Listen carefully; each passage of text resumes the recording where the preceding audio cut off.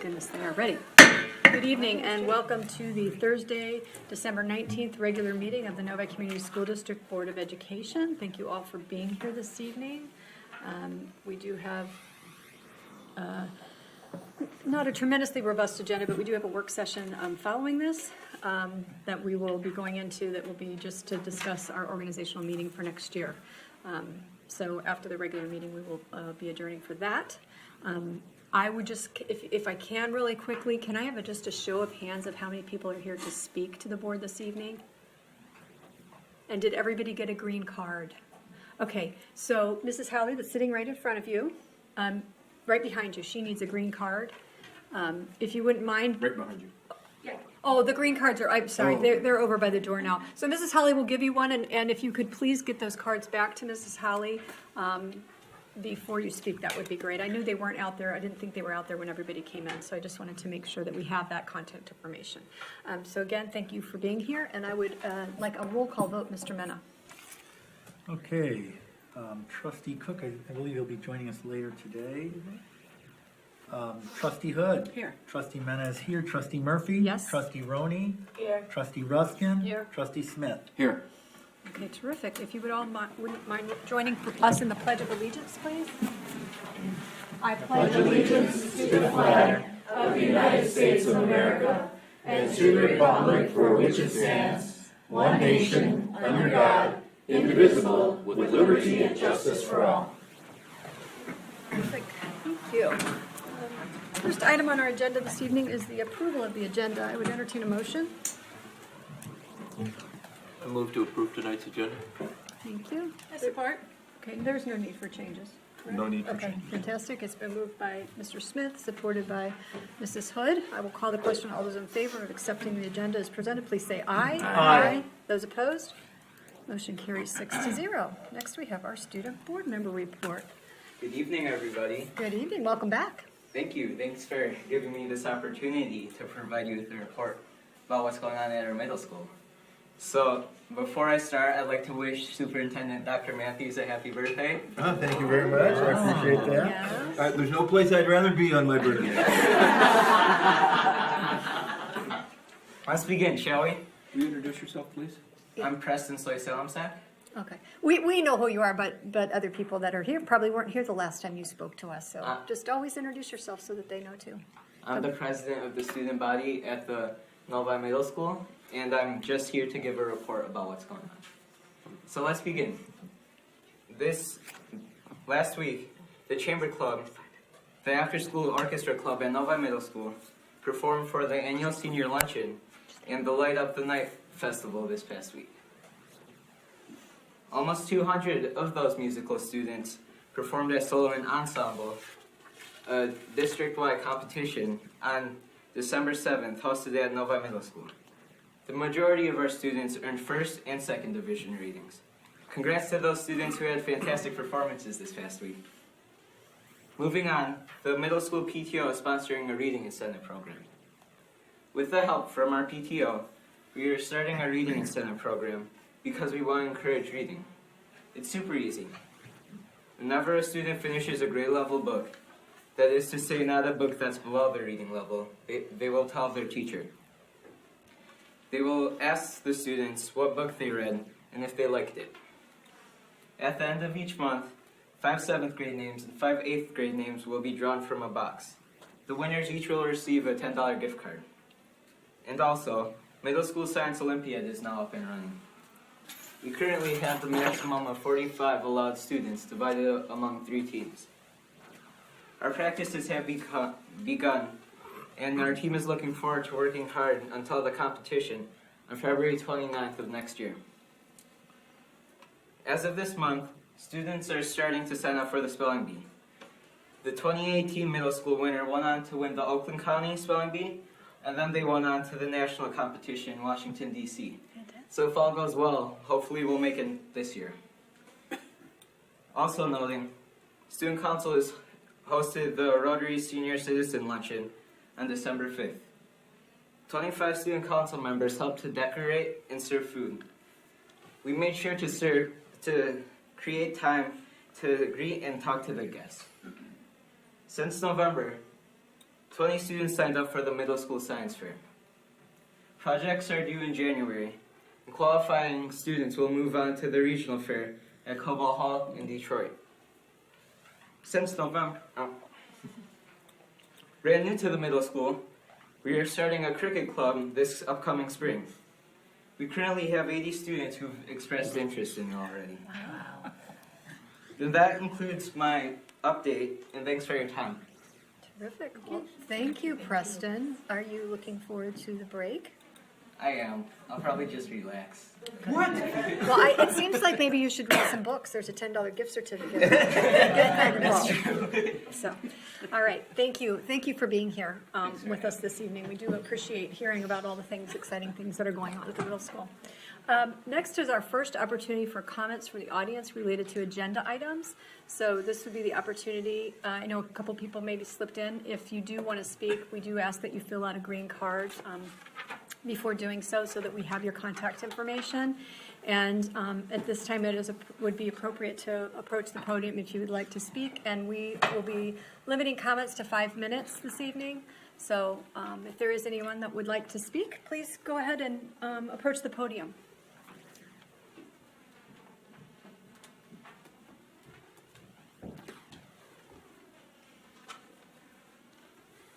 Hi, my name is Caitlin Kuhlman, and I'm in 6th grade, and I go to Novi Meadows. I'm speaking in favor of later start times. 8 plus 6 minus the quantity 6 minus 9 divided by 6 cubed times 1.5. You feel your head hit the desk.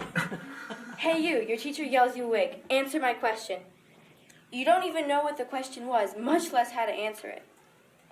This experience is embarrassing, humiliating, and degrading. It happens all too much in many Novi schools. We need to make school start times later for teenagers. You've already seen all of the research and data that say that teens need more sleep and their grades go down because school start times are too early, particularly for middle schoolers and high schoolers. Now I'm going to share with you how this affects me and other students in Novi. First, one time in class, the teacher was droning on, and I nearly fell asleep.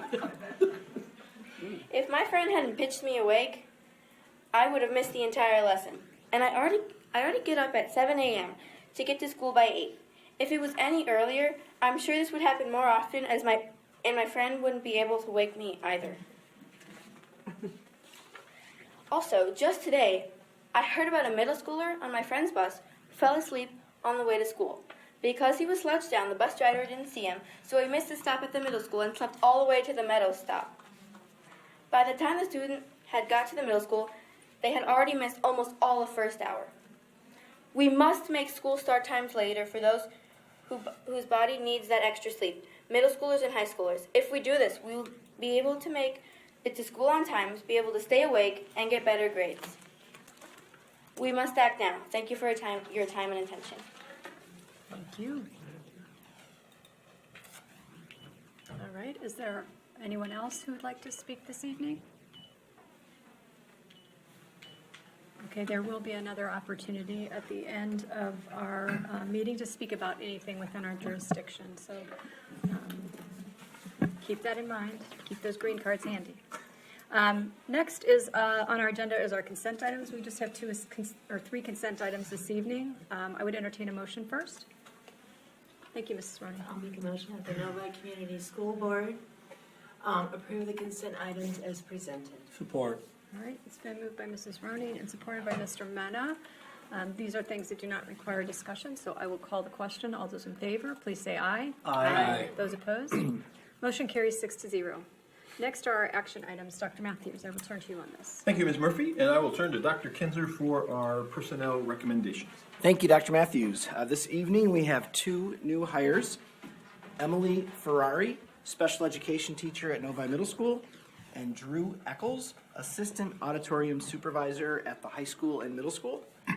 We have 1 retirement, Mila Lee, instructional coach, and 1 resignation, Rachel Mercer, English language arts teacher and broadcasting teacher at Novi High School. All right. I would entertain a motion first. Yes. I move that we approve the personnel recommendations as presented. Support. It's been moved by Mr. Mena and supported by Dr. Ruskin, I kind of heard you first. Maybe my right ear's better. I was- Okay, anyways, any comments or questions? I just want to say Mila has been, known her for a long time. I know she has done many different things in our district, and I'm very sad to see her go, but it's hard to believe that she is eligible for retirement, quite honestly. I think she's definitely younger than me by a bit. But I know that over the years, she has definitely touched a lot of different places in this district and a lot of different lives, and was our big project-based learning kind of push, which has been really helpful for the district. So, I am sorry to see Mrs. Mercer go as well. I think I know my daughter had her as a teacher, and it's disappointing to see that she had to make that decision for whatever reason. But I'm sad to see her go as well. Any additional questions or comments? The assistant auditorium supervisor is replacing. So we had a position, Right. and the last time it was filled was about a year and a half ago, and we've had difficulty filling it. Okay. We did increase the hours of the position, made it a little bit more attractive, and we were able to draw a pool of candidates, and I think we've selected an excellent candidate. Great. Well, I know that is a job that This was in the requires- budget yeah. in June, and so it is, it's not an additional expense to the district. And so, in fact, we've saved a little because we're not hiring until December. Right. Well, and I remember when we had one before, it was very helpful, especially as the middle school and the high school have many, many events that they use that for. And I do want to say that the caliber of candidates with their experiences and qualifications far better than what we've seen in the past, and the gentleman we selected comes with great experience. Fantastic. Well, very good to hear. All right, I will call the question. All those in favor of accepting the personnel report, please say aye. Aye. Those opposed? Motion carries 6-0. Next is our school start times recommendation. Dr. Matthews. Thank you, Ms. Murphy. In February 2019, a strategic planning committee met to review and update our district mission, vision, and beliefs. Our vision, what we're trying to achieve, students who are passionate, empowered, and prepared for their world and their future. Our mission, how we will make our vision a reality, provide impactful opportunities for all to cultivate lifelong learning. Our beliefs, those guiding principles that reflect why we do what we do. We believe in an equity of opportunity, a culture of unity, fostering and inspiring a curiosity for learning, and a community of well-being. Since the approval of our vision, mission, and beliefs, the district, administration, staff, Board of Education, and community has been busy trying to make the vision, mission, and beliefs live. Dr. Weber just this week had Kathy Giori from Mozilla in to talk with our students from elementary to high school about coding, the Internet of Things, and possibilities, and equity of opportunity. The board approved a robotics course for 6th grade that touches every 6th grade student, and equity of opportunity and fostering a curiosity for learning. Out of this strategic planning effort, the concept of well-being and mental health has continued to be critical and an important area of focus. Our parent-to-parent book club has examined how to support our students and ensure that they are self-driven and that parents identify how to provide needed support and encouragement. Our Novi Mental Health Alliance continues to flourish. To support our mental health and well-being effort, this summer I directed an administrative committee to examine our school start times to see if our current start time supported what we know about student mental health.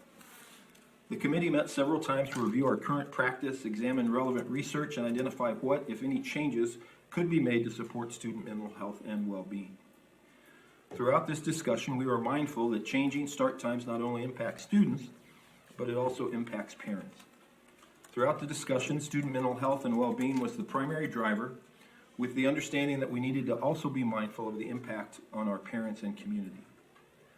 On November 21st, 2019, the District Bell Time Committee, chaired by Ms. Minnick, presented a report to the Board of Education on changing school start and end times. On December 5th, 2019, the Board of Education engaged in a spirited discussion about the proposal. A survey was sent to all parents and staff in the district asking for feedback, with those results shared with the Board of Education. The survey was sent multiple times and generated approximately 1,000 responses. A coffee with the superintendent was held that discussed this topic with over 30 parents present. Ms. Carter at the high school asked parents and students to share their thoughts as well. The change was also reported in the Novi News and on WDIV and WXYZ television. All of the comments that the administration has received have been shared with the board, and I know the board has also received additional comments individually. Research on adolescent sleep identifies a change in sleep patterns and supports start times that are later than we have for our middle and high school students. There is no perfect schedule for school start times. However, it is clear through the research on sleep that adolescent sleep cycle is different.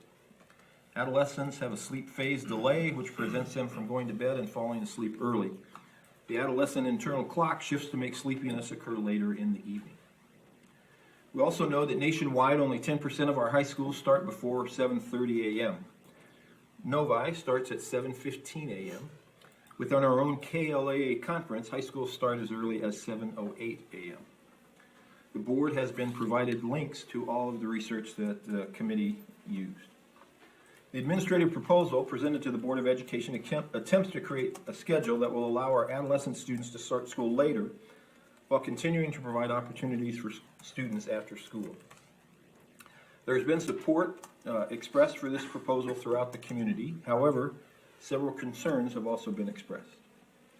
First, the start time for Meadows was questioned. Currently, Meadows starts at 8:08 a.m. The proposal is to move that start time back 38 minutes to 7:30 a.m. The administrative team believes that this is reasonable. Parents have argued that the Meadows start time will have Meadows students waiting for the bus in the dark. It is true that it is dark on winter mornings, but currently we also have Meadows students being picked up in the dark because of the winter months. Concern was expressed about the time difference between Meadows and the elementary schools. The question was raised if these times could be closer together. The only way to accomplish that would be to have elementary and Meadows start before elementary, or to have Meadows and elementary start after high school and middle school.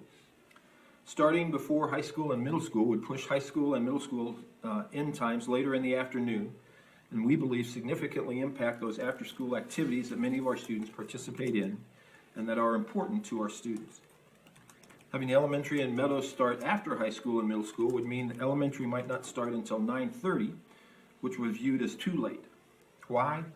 Because the core of this proposal is not to start either high school or middle school before 8 a.m. Concern has been expressed about the availability of care options for students before and after school. Currently, Meadows has no waiting list for care.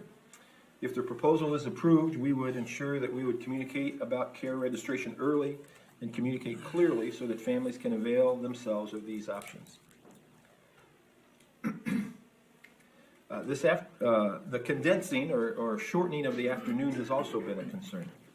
Clearly, adjustments will need to be made, but we believe with careful scheduling, we can ensure that everyone has access to fields and gyms and that students are given enough time to practice.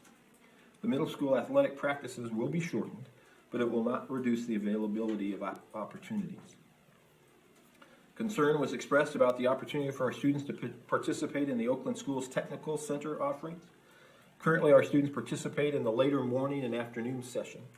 Given the change proposed in our start times, our students would need to switch to the morning session, which runs from 7:45 a.m. to 10:10 a.m.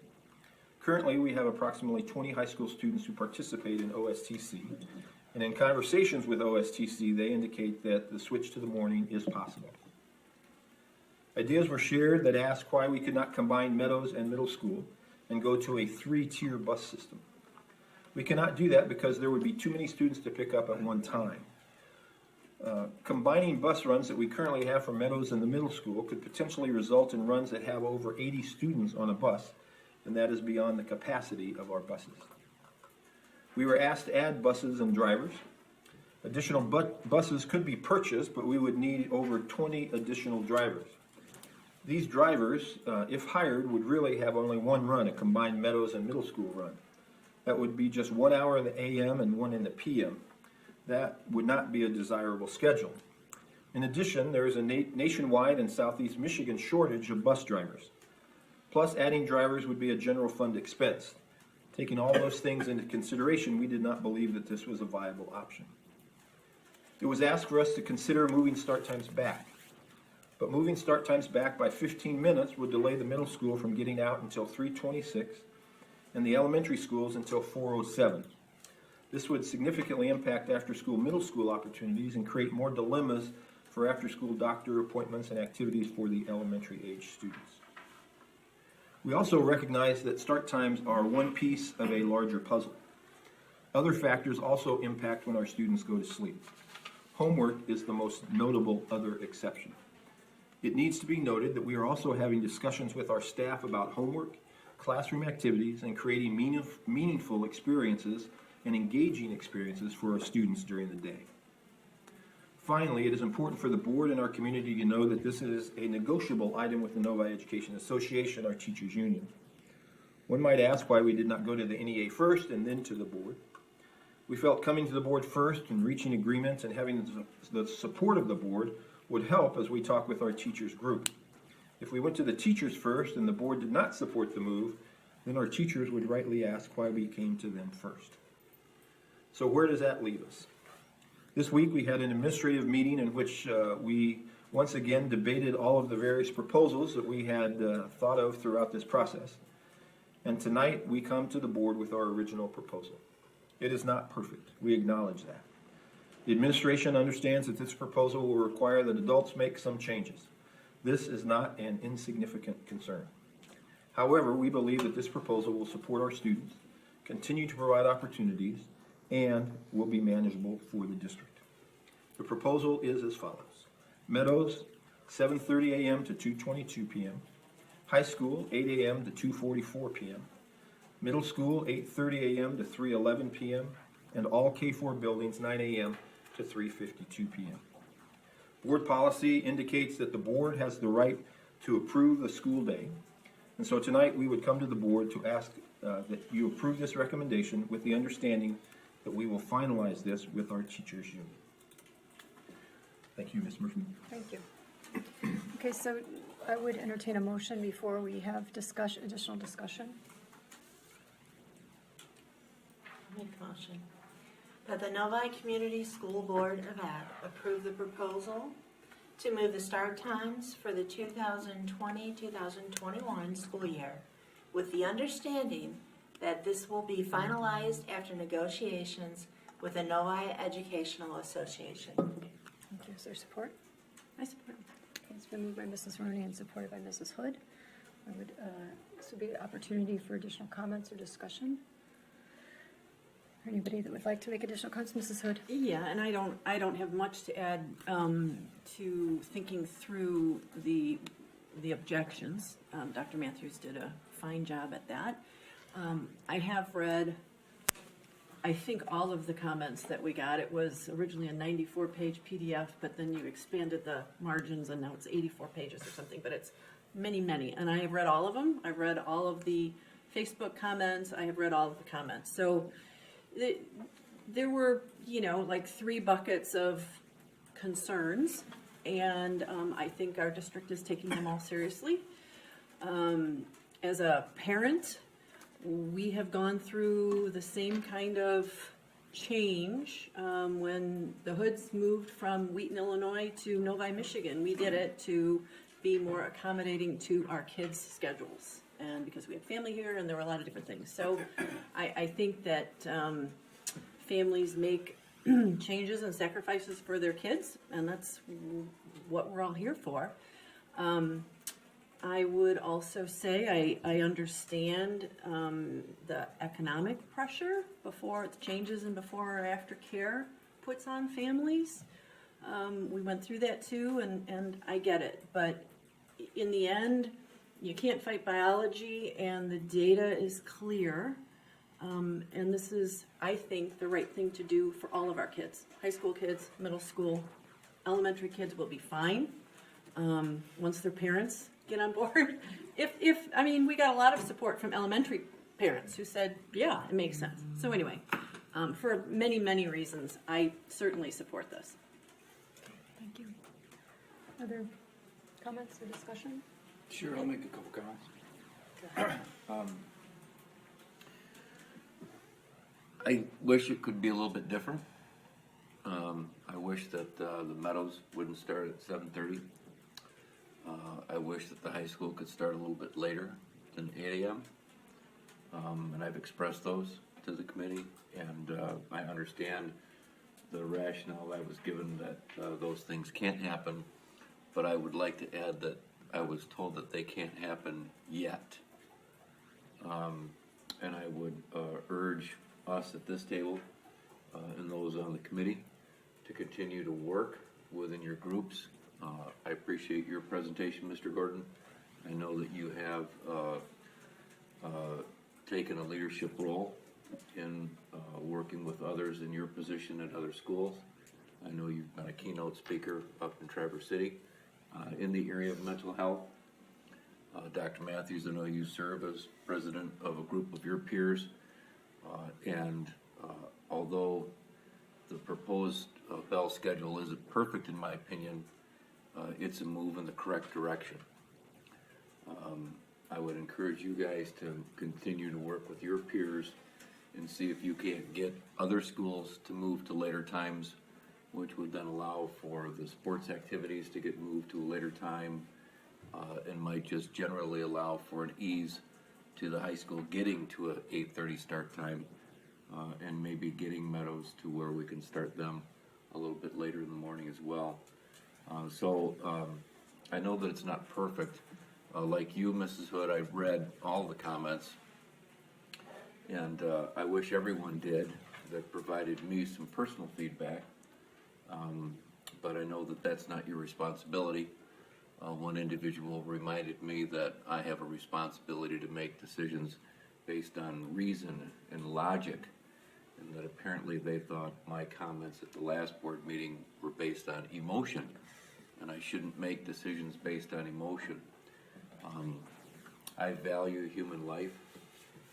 I value the life of just one student, and to me that is very emotional, but I can assure everyone that would care to make a comment to me that you'd be hard pressed to find another board member that would come from this from a position other than logic and reason.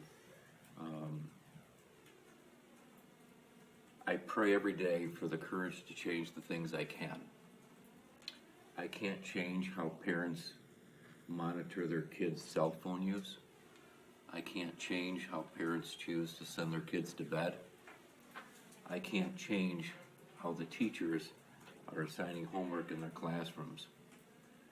It's with wisdom that I know the difference between recognizing what I can change and what I can't change. As a board member who received 6,774 votes, and I don't count my own, it's with, I don't think that's fair. Did you vote for yourself? I did. Once or twice? I voted for you too. So it's from that standpoint that I'm going to support the recommendation tonight. So thank you. Thank you, Mr. Smith. Ms. Stoney. I just had a thought. I live on Mill and Mill Road Court, and we are the first bus stop on the route for Whispering Meadows in that area. And boy, I was laying in bed the other day, and at 6:30, I heard the bus go by. And I thought to myself, I can remember many a days my daughter running out, hair wet, coat half on. And I thought, boy, would have that been nice, because these poor kids, bus is picking them up at 6:30. They're up at 5, the girls especially, at 5:30, to primp and everything to get ready for that 6:30 pickup. So I'm sad that this didn't happen way back then, but I'm glad that we can help those out. And like Tom said, it may not be perfect. We still can tweak, but I think it's a great start. So. I do. I think it's great that we're on the leading edge again here. I think that really makes our district special. I did read everything. I read a ton of feedback, and I want to thank everybody who took the time to opine on this issue. I know we've got feedback via email, and we got feedback via social media. We had the surveys, and in addition, we had some folks, including the young lady tonight who spoke before us. Not everyone's happy. I know that, but I kind of felt that the majority was in support of this. I will tell you, though, when I was leaving the high school today, I was there visiting today. I did run into a student athlete in the parking lot on the way out and struck up a conversation. And as I've been doing a lot lately, asking, hey, how do you feel about this? And what they told me was this: if you ask student athletes or other students involved in after-school activities, many of my fellow classmates would be concerned with this change. And he went on further to explain how he does homework between school and practice or school and games, and now with the time change, they won't be able to do that. It's going to require them to do homework after and cause them to stay up actually later, because now they're going to have to do homework later. Now, I know this is just one student, and even though it was just one student, I think it's an important voice. And while I'm leaning towards supporting this time change, I want to remind folks that if we didn't, I really hope going forward, or I really hope in this case, that we really spend a lot of time obtaining student voice on this issue. I think they are probably the number one stakeholder on this decision. And again, I really do hope that that a lot of this student voice was taken into consideration prior to coming before the board. So I will be supporting this tonight. I do think overall it's a good decision. May not necessarily agree with all my board members. I don't necessarily know how I would feel if the start time at the high school was 8:30, especially given that other high schools in our area, in our league, haven't really caught up yet, and until they do, that discrepancy would really cause a lot of problems for us at the high school. So with that, I'll pass it back. Okay. And Dr. Ruska? I just want to say I appreciate the committee and the administration, and honestly all of the community members. 96 pages of comments that are about this big, and you have to put your reading glasses on. There's a lot of community input and a lot of care and concern in our community, and I think that just shows who we are here at Novi, and I appreciate that. And I also read all of them, and there was much support, and certainly Dr. Matthews did a really beautiful job today pointing out all the concerns and pointing out that this isn't perfect. Many of the things he answered were probably the emails that I kept sending over to him, like, oh, what do you think about this? What do you think about that? And I appreciate that we've done our due diligence to try and find the most perfect, imperfect option. And as we pointed out, I think that there will be opportunity to make it better. And more importantly, this is a very, very, very small piece of a bigger picture. I think many of the discussions reverted back to the research. And I've talked to people outside of this community. I've talked to pediatrician friends who have kids in Bluefield Hill School who are eagerly awaiting to see what we do here in Novi. I talk to kids in my dental practice who don't go here, they maybe go to Brighton, and they're kind of holding on thinking, what's Novi going to do? Because hopefully our districts will do things like this. So it will be very interesting, and I would love to predict what will happen in the next 12 months. But we know this is not ideal. We know that there will be some parents and students who need to make some really tough adjustments, and please don't think we take that lightly, because we're not just blowing those concerns off. This is a start to something that we can control and see where it goes. So, Thank you. Like my fellow board members, did a lot of reading this week up until about 5:30 today, finishing reading all the comments.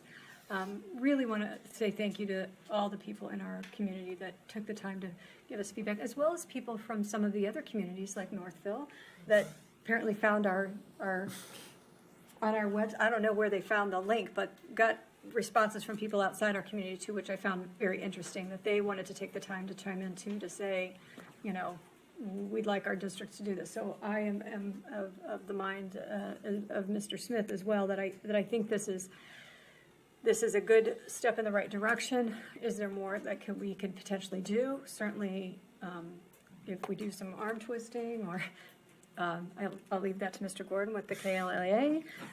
Perhaps, but somebody has to lead at some point. And I think we're in a great position to do that.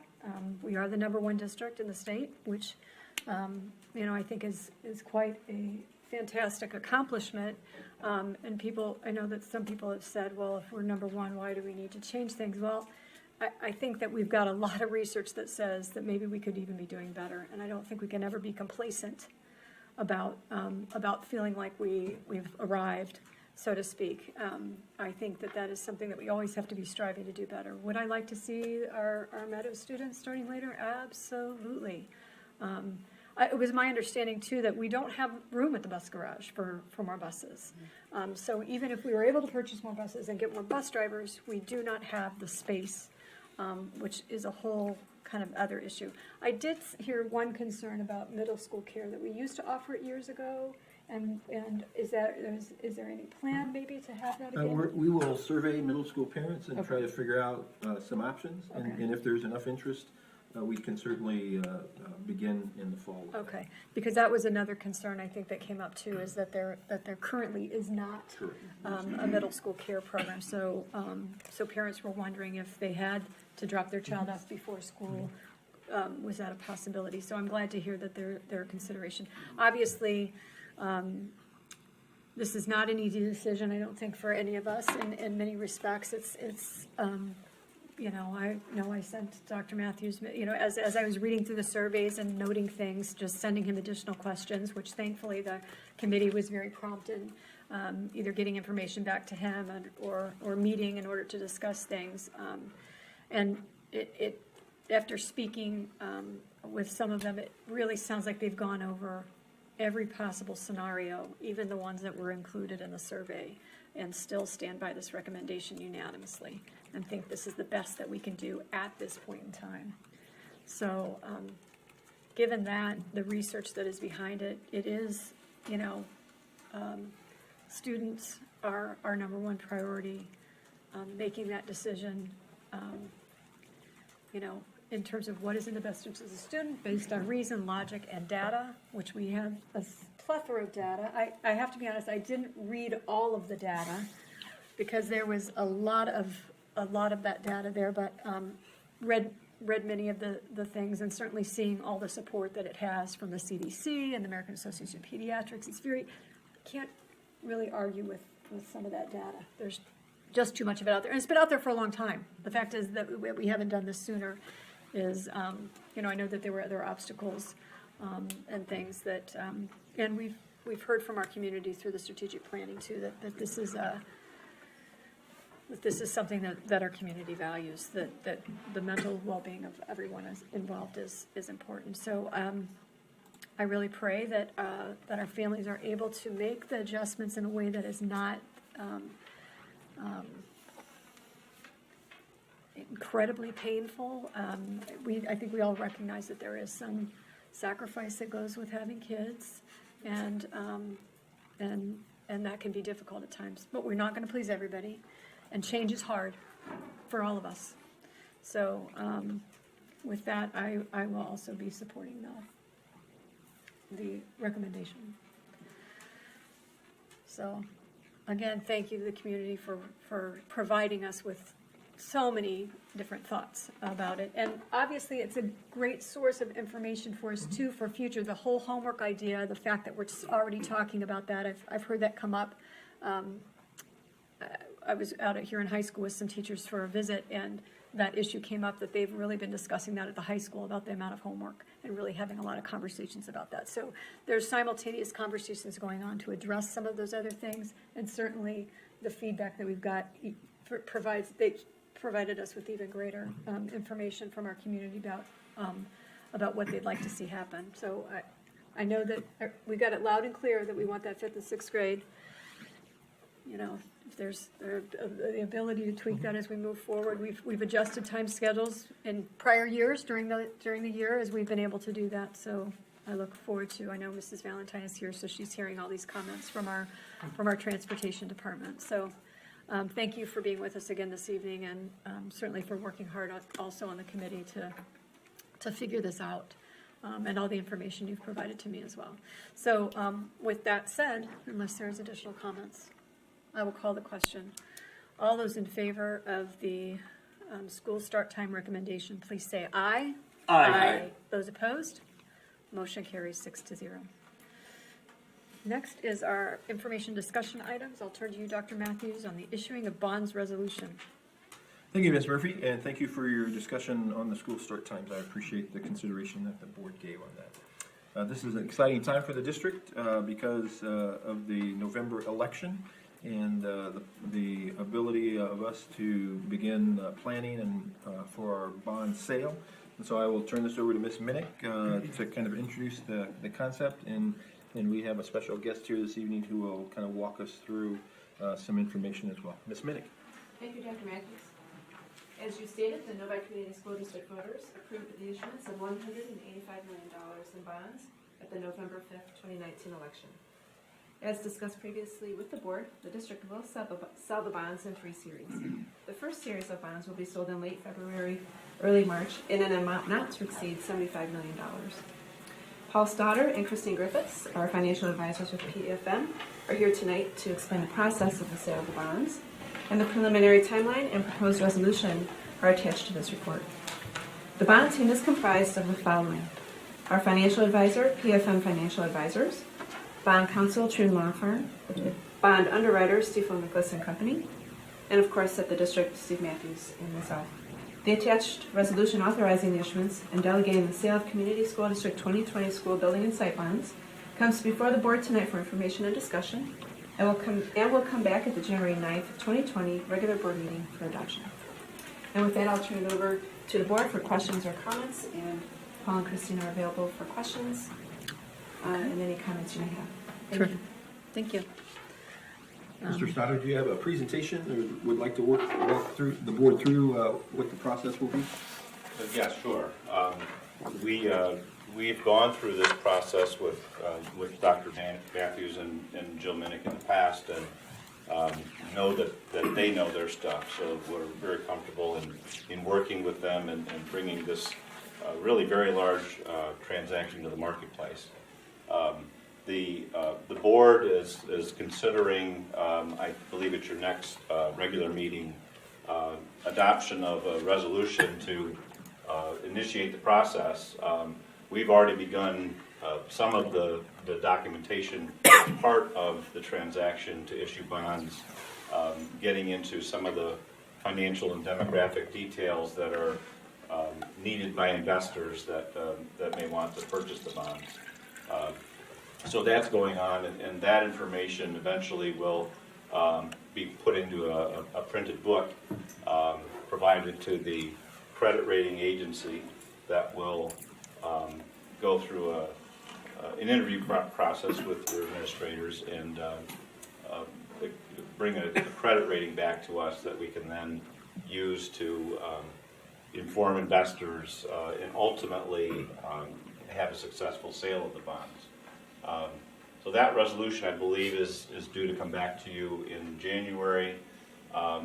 We will likely be dealing with the rating agencies in late January or so in anticipation of sale of the bonds where interest rates would be set in February. And then delivery of proceeds by early March. Interest rates continue to be very, very favorable. Right now, we are very much below the projections that were used for the pre-election materials. So we are able to advance some of the financing that was expected in a Series 2 and a Series 3 into the current financing transaction, and hopefully we'll be able to capture a very low interest rate and take some of that downstream interest rate risk off the table. So I think you're in a very good position right now. So from here, it's putting all the documentation together, going out into the marketplace and see where we end up. Thank you. An example of the materials that Paul mentioned, the official statement booklet, you have a copy of the one that was issued from the 2017 bonds in front of you, so that you can take a look at that and see what goes into the materials. Great, Mrs. Hood? Yeah, thank you. I had a question. So there is the bond presentation that was attached to the Capital Projects Committee meeting from, I don't know, a couple days ago. Yesterday. Was it yesterday already? Okay. And the Series 1 bonds, the 75 million, which is, I think is what we're talking about right now. Yes. They would be sold in February of 2020. How soon after they're, I'm not quite sure the right terminology, presented to the market, sold on the market, because I think they're pretty much pre-sold, right? You already know who's going to buy the bonds before they're really put out there. But once they're sold, how soon does the district really have access to the funds? Within just a few weeks of, Okay. of the sale, the closing would occur, and at that point, the bonds are traded for funds, so it's just a few weeks. Okay, fascinating. All right. Yeah, so the presentation has a lot of good information. So, thank you. Additional questions that board members have? I know some of you, it's your first time kind of going through this, so if you do get a chance to read through your bond information, but you are welcome to send questions to Jill or Steve so that they can get them to our guests here for answers. Obviously, timing, you believe that the timing of the sale of the bonds is sufficient for the work that, and the demands of the cash for the bond projects that, Yes. that you've projected, so, terrific. Other additional questions? Can I just Yes. one quick one for you, Ms. Minnick? Certainly. So depending on how our project go, whether we're ahead of schedule or behind schedule, if needed, we could still adjust the sale times on the second and third set of bonds, correct? Actually, I would defer to Paul. It depends a lot on the market conditions and take it varies, but I guess you to this. Yeah, the issuance date of the second and third series in this case, and you could end up with four if the work maybe were extended. But as we go and your cash needs for project expenditures change, we can adjust the amortization structure for the bonds and the timing for issuance. So there's quite a bit of flexibility. And the importance on the timing is because when we sell a series of bonds, we have so many years to spend down that those funds. Is that correct? Right. The federal arbitrage rules on that are 85% of the funds within 3 years, and essentially all of the funds within 5. Okay. Other comments or questions? Okay, well, we do thank you for being here. I'm sorry we didn't have a lot more questions for you, to fill up your time, but certainly this is in the right, I guess, having this discussion, the bond sale after we, the school start changing, there are different pockets of money. It's, school finance 101 is something that when you first get on the board, you really get quite a, I don't know, say, rude awakening in terms of what you can spend on what, and the bonds cannot be used for a lot of the things that they could be used for buses if we had room for buses, but not bus driver salaries and so forth. So I just kind of want to clarify that and throw that out there, that they're two kind of completely different kind of pockets of money, and that's important to understand, that there's restrictions to that have been placed on bond funds versus general fund money. Right. Bond proceeds cannot be used for salaries or benefits of any employee of the district. Right. So I guess all I'm saying is that a lot of those concerns that were addressed would not have been really addressed through the bond money. Correct. So, all right, well, this will come back to us in January for a vote, so that we can take care of that in terms of the timeline for February. Will it be the first meeting? Yes. In January? Okay. Thank you, and thank you again for being here. Thank you. Next is our second opportunity for comments. No. Oh, No. Oh, I apologize. We have a proposed purchase. Thank you. I will turn to you, Dr. Matthews. I appreciate it. Thank you, Ms. Murphy, and I will defer to Ms. Minnick on the proposed purchase of elementary gymnasium audio-visual systems. Anyway, thank you, Dr. Matthews. The Instructional Technology Department recommends replacement and upgrade of the 5 K-4 elementary gymnasiums audiovisual systems. The existing systems are outdated and do not meet the needs of the buildings. This project is a planned bond project utilizing 2014 bond funds. Each school will receive a new video projector and screen, as well as a new audio system with new speakers. The audio system will include new wireless lavalier and handheld microphones. Inputs will be provided at the front of the stage for video and audio devices as needed, and a touch screen will be provided to allow switching of the audio and video sources. These systems are separate and distinct from the building's PA adjust systems and will not be dismantled or replaced with any upcoming 2019 bond funds. Oakland Schools competitively bid similar audio-video systems for another Oakland County school district. The successful bidder, Advanced Lighting and Sound, agreed to provide the same pricing discounts for other Oakland County school districts as part of their response. Advanced Lighting and Sound was the successful bidder for several recent Novi Community School District projects, knows the district systems, and performed more than satisfactorily on these projects.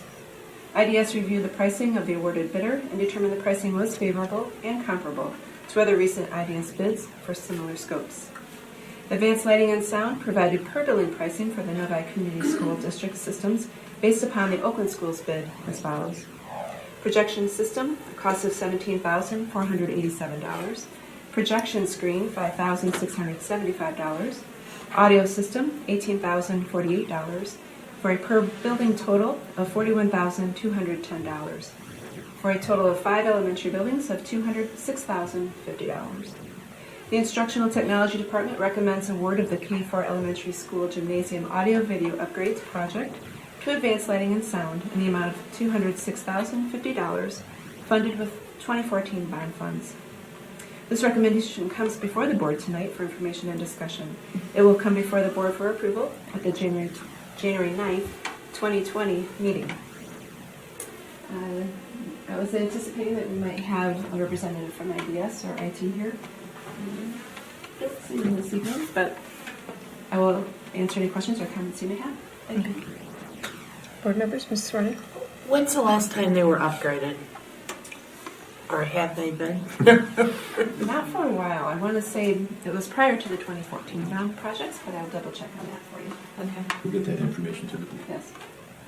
Technology does change very fast, so it's not really a surprise, I know. Well, and these systems are used a lot more now than they have been in the past. They're used for kind of the dens or the orchard kind of components that have been integrated into every elementary building, where all the elementary students come down to the gym every other Friday or once a month for activities.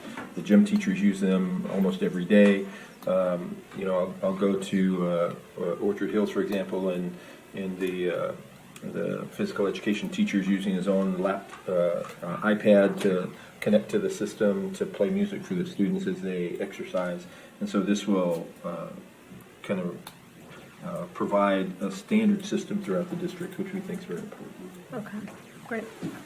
Dr. Ruskin? I think this is a great idea. I can't tell you how many times Mr. Taylor from Deerfield came to the PTO and asked for a grant for a wireless. Yeah, I was thinking and we only would provide about $400 or a $600 little box, and then 2 years later we've broken. So I'm sure that he and many of the PE teachers throughout the district need this equipment and would really appreciate this. And Deerfield, in fact, is one of those systems that we have continuously maintained and repaired and trying to pull on with it. So great. But throughout all the elementaries, all of them need to be replaced. Yeah, certainly. Okay. As Dr. Matthews stated, we are using them in a different fashion than we have even just a couple years ago. So. Okay, Mr. Smith? Ms. Minnick, will you remind me, what does, it says IDS review the pricing bids? Yes. Who's IDS?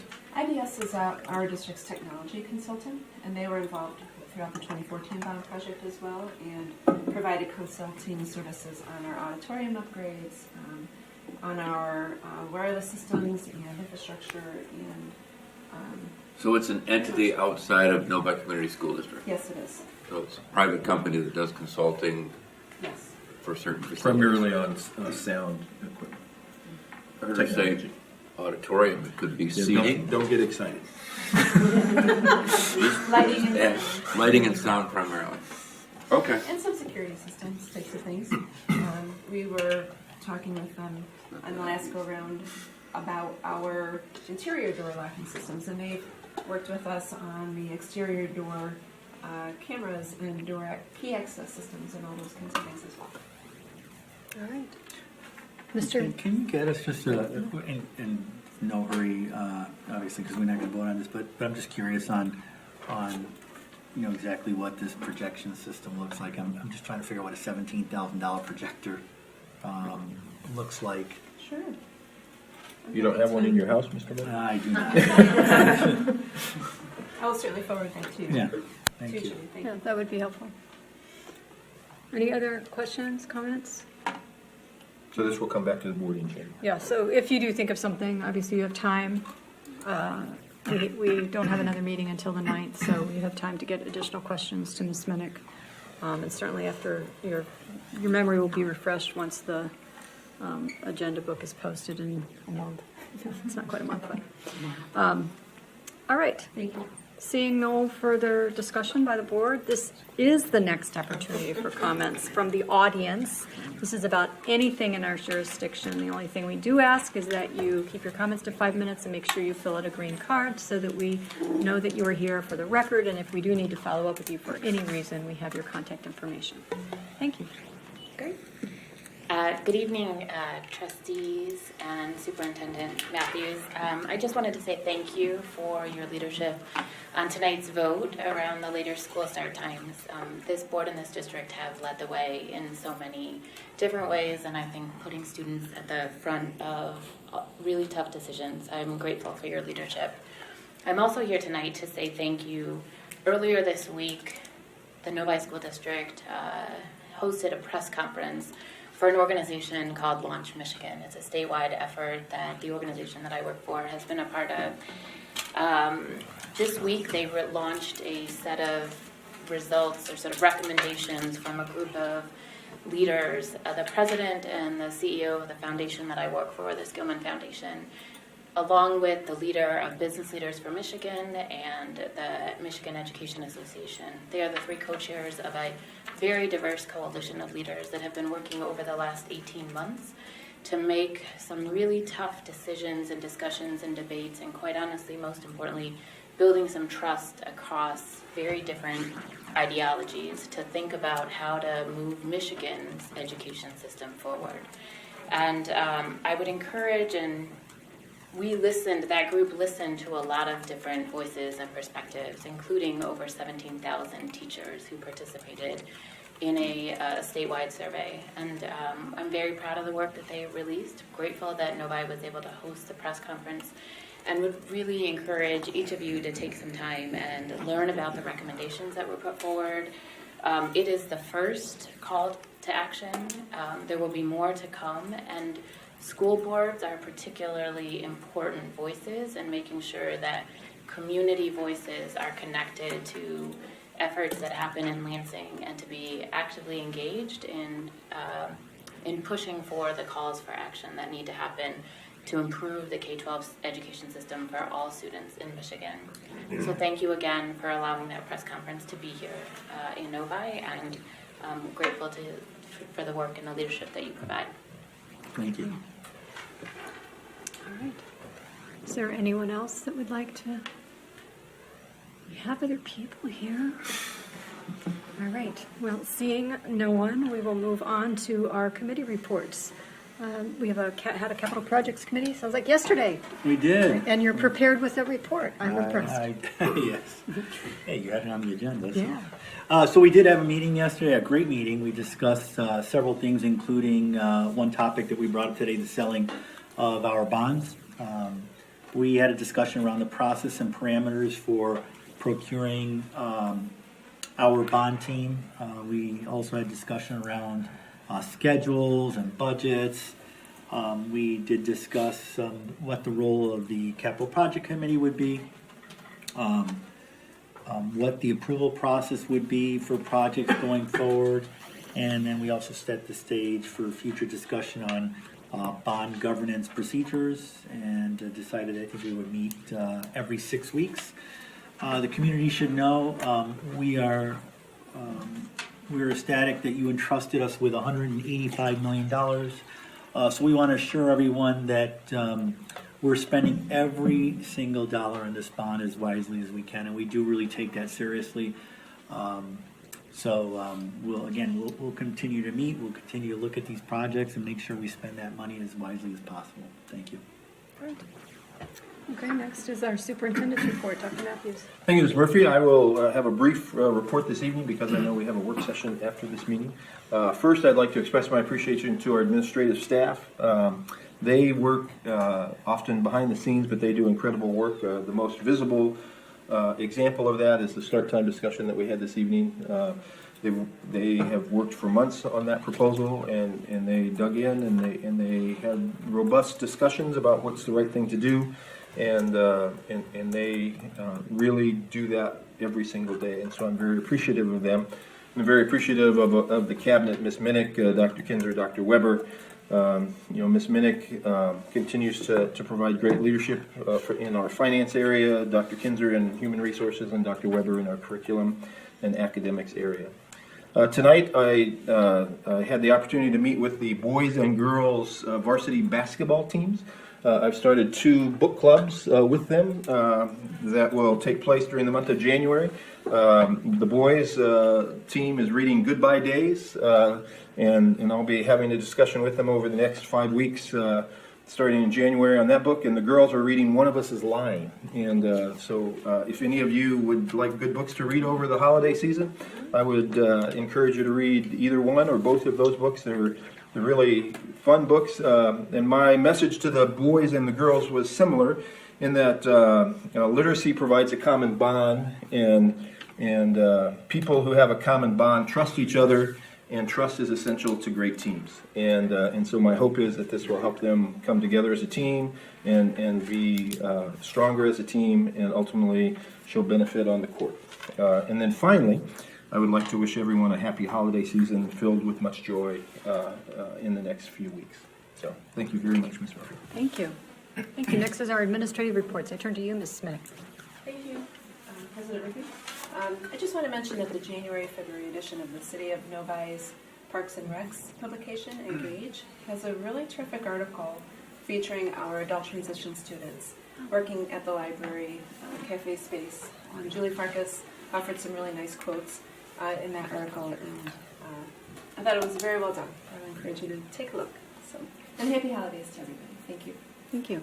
Ms. Minnick, can I just ask, what time do our transition kids actually work at the library? I'm sorry. Do you know what time they're actually there working? Does anybody know? Primarily afternoons, but I can't tell you the exact schedule. You like 2 to... Well, I think there's some in the morning. They were there this morning when I bought a coffee, or my peppermint latte, actually. It's your birthday. It's my birthday. So they were there about 10:30, but we'll get the time so that everybody knows. It'd be kind of cool to visit when they're there. Yep. We have some high school students working as well. Yeah. That's great. Okay. Thank you. And Dr. Kinzer. Thank you. Today is the first day for nominations for the Oakland County Educator Teacher of the Year Awards. So I sent nomination information out to the entire district. We will be accepting nominations throughout the month of January, and then we will submit our nominees to Oakland schools after that. Hear back from them probably around the 1st of March. As soon as we close nominations for our Teacher of the Year Awards, we open our Support Person of the Year Awards for the month of February. So we'll be pleased to present winners later in the winter and early spring. Great. Thank you, Dr. Kinzer. I do hope we get a lot of applicants or nominations for that. And Dr. Weber. Hi, yes. Happy holidays, everyone. So at the beginning of the week, we welcomed Kathy Jory from Mozilla, and I met Kathy a few years ago in really getting my head around what we could do for our kids. It manifests itself in the incubator process, but at the time she worked for Arduino, which is an open source kind of circuit hardware maker. We've kept our relationship up, and we executed 3 days in the district where Kathy came in and worked with students from Orchard Hills, 4th graders, middle schoolers, 5th graders at Novi Meadows, in Novi High School, and just a ton of people behind the scenes. And what she did is worked with microblocks, which is based on scratch coding, if you're familiar with that world. And our kids were the very first to see it and use it in the way they did in the world. And using microbits, which were $15 to $20 circuit boards. And I know Trustee Mena saw the tweet, so he already ordered himself one. He's going to start playing with that. And it's really stunning. I mean, it's hard to explain unless you do it or see it. Dr. Matthews learned to code Tuesday at the high school, so maybe he wanted to speak to that. And I'm an expert now. It's amazing when you see how it works. It's not so hidden, right? It's not such a hurdle that we might have in our mind. And it also shocks you to see that a $15 microbit can do the same thing that a $700 Garmin watch does that we spend our money on. But I think because of as a society, because of our ignorance of how tech works, I think we're all either giving our privacy data up and things like that in ways we don't need to, or paying more money for things that we don't need to. From the bit that Mr. Mena got, he can actually then, with a Raspberry Pi piece, which is like $100, control all the smart functions he would want to in his home. And none of his data would be going to, with all due respect, Google or Apple or Microsoft. It's all his to control. I think it's fascinating. And then Tuesday night, we hosted an event where we had Kathy Jory was there on stage, as well as Bhavani Kanaru, who's a community member and Senior Director of Information Tech at Wayne State, Lisa Zafina, who's a Human Resource Generalist from Kamau, Tom Selby, a Human Resource Business Partner in Labor Relations from Kamau, Monsi Nima, who's a high school student who was amazing, and I hope Dr. Ruskin speaks to that. Wanda Ciancio, our Senior Tech Coordinator, and Jessica Kempany from Toshiba. And the notion was STEM, equity, and opportunity, developing a learning path for employability, and really focusing on the notion of gender. And when we speak about opportunity, how precisely are we providing opportunity for each of our students? And one of the whole themes of having Kathy come is manifested as well in our 6th grade robotics program, in that it's our belief that a student, with all due respect, again, should not have to go and be on a robotics team or be on a club after school in order to get opportunities around coding and robotics. It should be something that each child in our district has the opportunity to do, and I believe we are there.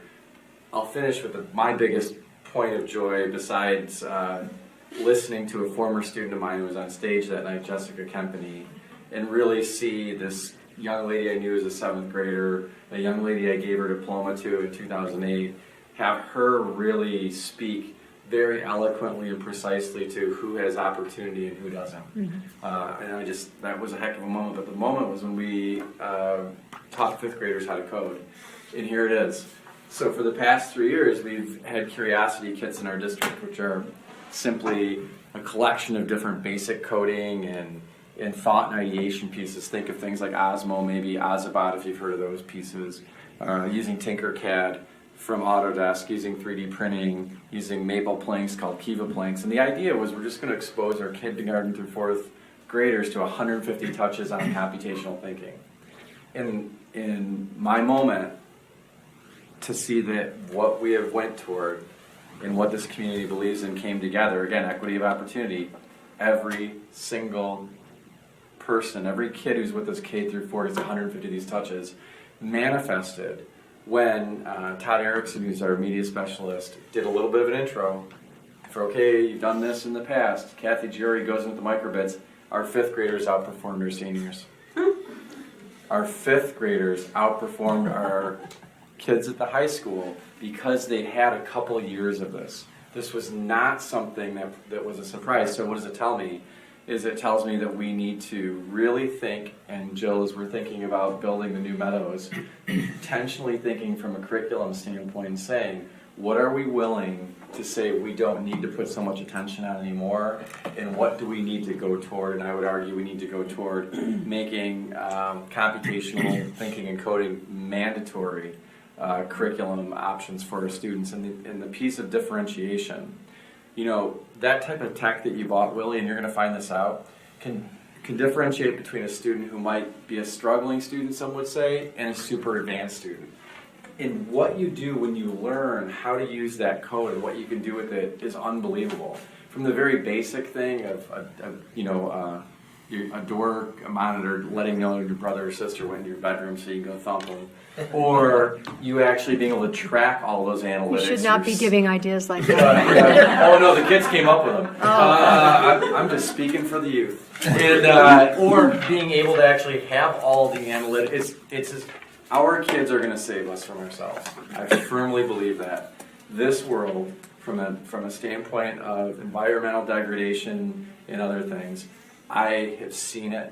And when we put technology in the hands of our kids early, they think, and their minds are so plastic, the plasticity of their mind, and they're malleable. They can come up with solutions. So that was an awesome few days, and just really want to thank so many people, BTS behind the scenes that went after it. And then also, let's keep our eye open on sometime over the next 2 weeks, WDIV will be doing a feature-length story on our incubator class and our relationship with Fordson High School in Dearborn. I believe they're coming out to the high school tomorrow to shoot some more B-roll. So I'll make sure that Dr. Matthews knows that, and of course we'll post it on social media and whatnot. So thank you. Terrific. Thank you, Dr. Right Weber. on. Fantastic. Okay, next is our opportunity for board communication. Probably many of you have been busy. We'll start with Dr. Ruskin and just work our way around. How about that? So after Dr. Weber spoke, I can plainly say that I'm completely ignorant to many of the things. I went to the panel discussion on Tuesday, and I would say 90% of the time I didn't know what anybody on the stage was even talking about. I don't know what a microbit is, so I'm going to connect with Willie, and he's going to show me and teach me, but it's really amazing what our kids are doing, and thank you for bringing those opportunities to our kids. The STEM panel was really great, and Mopsy, the high school student, was my favorite to listen to. I'm sorry, Dr. Weber, but you weren't. Mopsy was up there, and she's so dynamic, and she really has a passion for this, and she explained how that happened, and it didn't just happen overnight. She came into the school not really knowing what her passion was, and she opened her mind to the opportunities that we offer and has found it, and she's should be an inspiration and mentor to other students and girls and boys over there at the high school. So that's great. We also have above and the Special Education Parent Advisory Committee is taking nominations for anyone in the district, staff, students for Above and Beyond Award. I believe that you can find that on the website. And any nominations will be due mid-January. I think it's around I want to say maybe 16th. So the more nominations we have is great, just to honor our students and our staff who are doing great things in our district every day. So I appreciate that. Thanks, Dr. Ruskin. And happy holidays to everybody. Thank you. To you also. And Mrs. Hood? Okay, I got a stack of stuff. Oh, great. No, it'll be fast. Okay. So I went to the sixth grade winter concert on Monday, and Mr. Cooper and Mrs. Race did a wonderful job. And as I was listening, I had to recollect because I went through that. So they take turns. They played 6 songs, and the orchestra plays one, and then the band, and then the orchestra. So Mr. Bricky was standing there, and I looked at the list of kids, and I counted them, and I said, we've got like 300 kids. And he said, I know.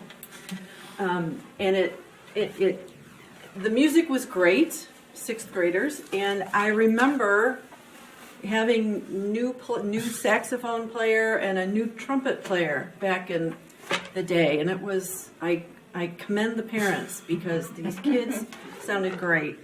So that was Monday. Tuesday I took the night off. Then Wednesday I went to the Winter Orchestra concert at the high school. Mr. Van Eisinga, really, really good music.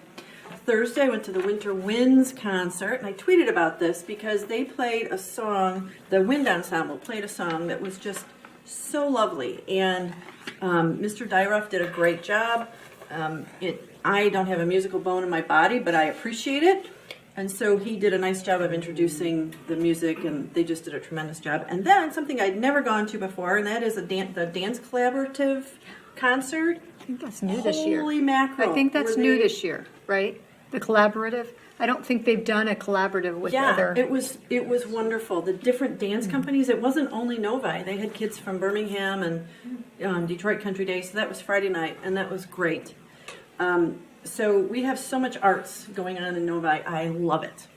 And then Monday, I went to Detroit Mumford High School.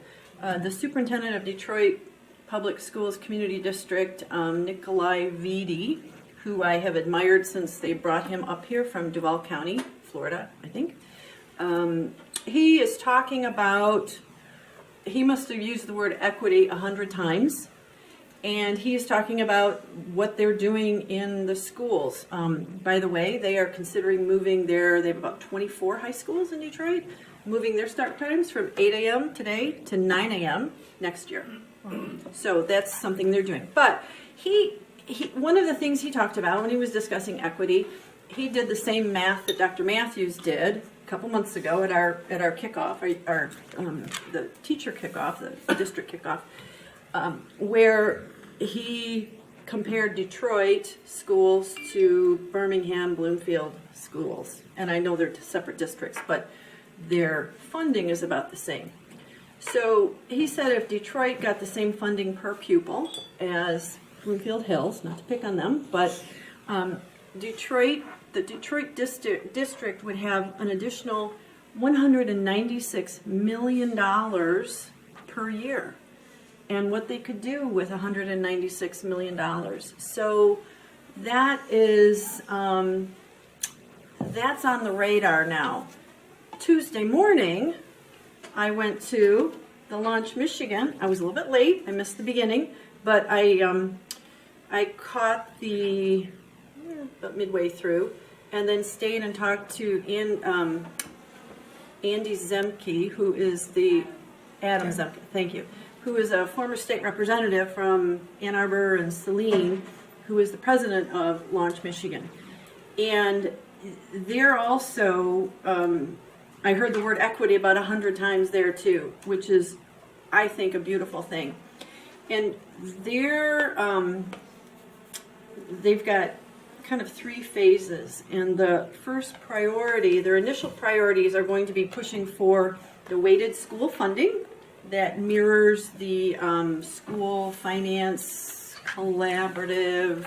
Research collaborative. Research collaborative, yes. And that suggests minimum funding of $95.90 per student with additions for special education, English language learners, poverty, etc.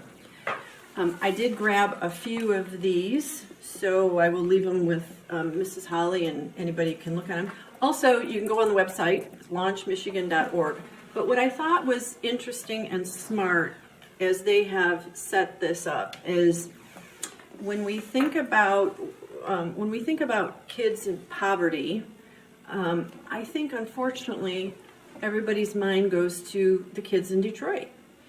But they have looked at different districts around the state, and there's a district, it's a rural district in Chippewa County, which is up by Sault Ste. Marie, and the percentage of their children in poverty is 71%. We have poverty everywhere in the state, and it kind of hurts my feelings when everyone focuses on Detroit, because we have poverty everywhere, and when we focus on only Detroit, it seems to target them. And we've got kids across the state who we need to bring equity to. So anyway, this was very interesting. Love it. Dr. Matthews, I do have a request for you. And that is that there's a whole list that the steering committee has many, many members. Yeah, maybe 25 here. But one of them is the Michigan Parent Teacher Association. And whether we have that, anything within Novi, I know we don't have parent-teacher associations, we have organizations? PTOs. Yes, PTOs. But anyway, it would be, I think we would be remiss as the top district in the state for now, if we didn't really have a strong participation in this.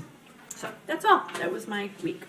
2 weeks. You've been busy. Thank you. Thank you for your, yeah, overachiever, exactly. But no, thank you for doing it. It's nice to see that we all kind of go to some different things, because it's good to have representation in all the different things we do.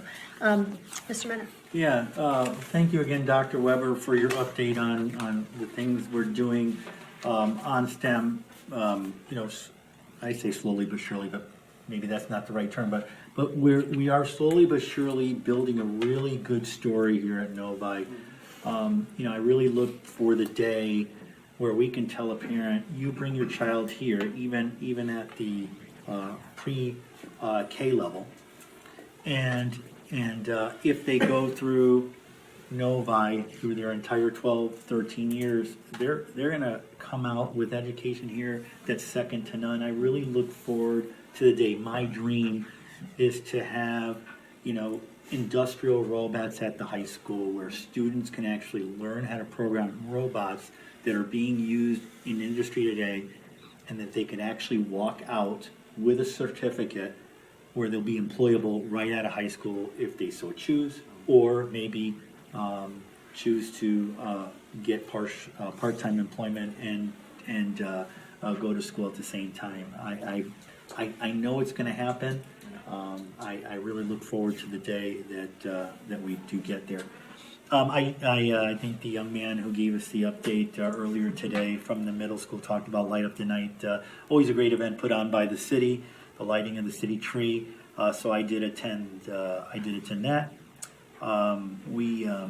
Dr. Weber and I and Trustee Smith and our superintendent visited the radio station today, kind of looking at, and I'm talking about the radio station that we have at the high school, kind of looking to see if we can come up with some ideas on how we can make better use of that space. So, stay tuned. Maybe sometime in the near future we might have some really cool things that we'll be doing there. Tomorrow it'll be our last home athletic event tomorrow, I think, of all athletics. It should be the last athletic events. We have, I think, boys basketball at the gym tomorrow, so we will be broadcasting that game as we normally do over the NFHS network. So if your kids are involved, or you have any family members involved in any events currently that happen either at the stadium or the performance gym or at the soccer field, all of those games are broadcast visually over NFHS network, also available through noviathletics.tv. We will have, like we usually do for basketball, we will have a young man doing play-by-play, and we have a new student who's going to be doing color commentary with him tomorrow.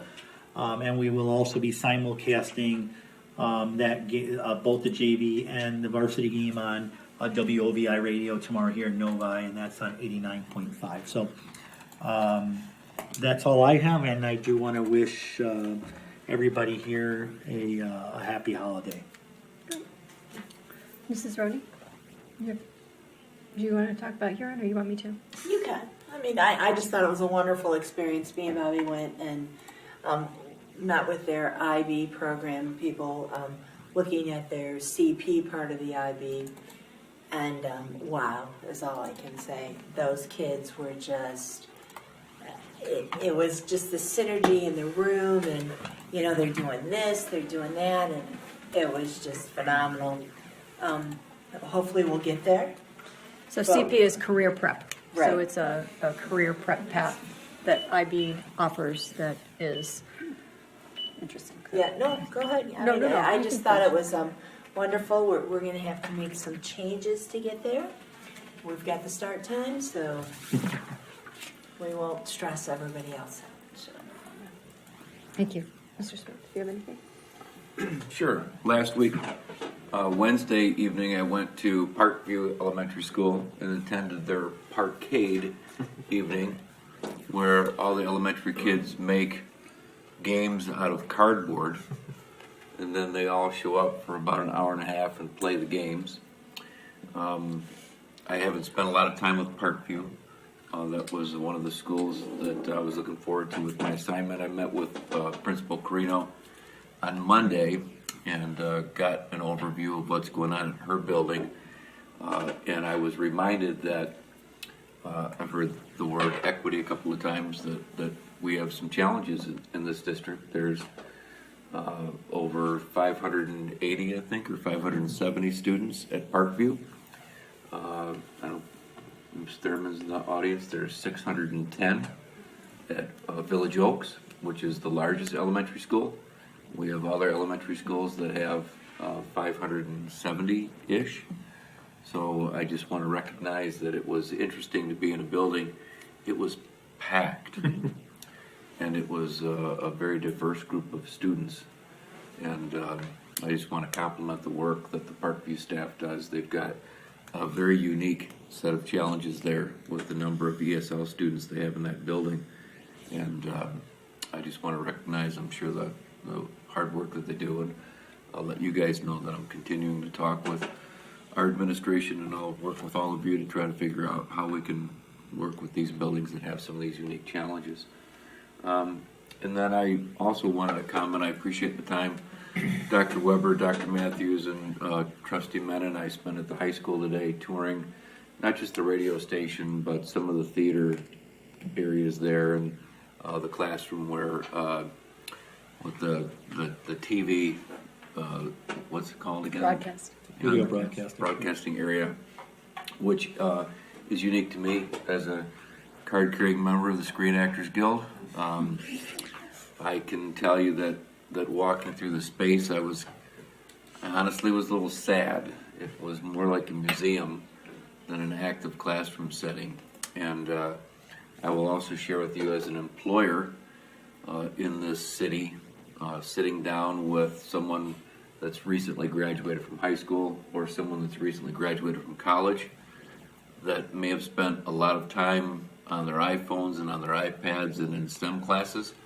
There's a definite need to help with these communication skills and the people skills that are skills that our kids will have for the rest of their lives, and I believe are equally as valuable as being able to program a robot.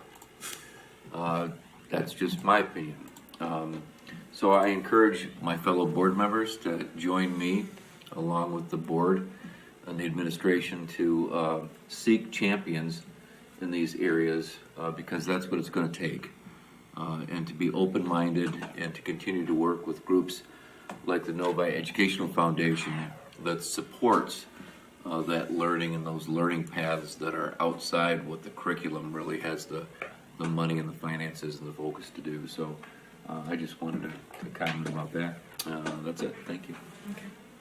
I will be quick. I'm just going to tag on a little bit, Terry. And so we got invited by a couple of the high school people, just kind of doing some exploratory around the IB career program, feeling like it maybe meets kids more where they're at than what we're currently offering. Just exploratory. So they invited Mrs. Roney and myself. Farmington was there, as well as Oxford schools, just kind of looking at the program to kind of see what it has to offer. And one of the things that they do is they have an advisory group that works with kids on those interview skills and building a resume. And they actually, as juniors, start to design their own websites. So it's all about a path to career employability. So when they graduate, they may actually go directly to a job. Because they're working with internships. They have kids that are doing an engineering kind of tract, and some of them are getting out and going and working right away. They're working on kind of apprenticeships with their local businesses. There's a cosmetology program. There's a hospitality one now that's running, a building construction. So anyways, we got some really fascinating information.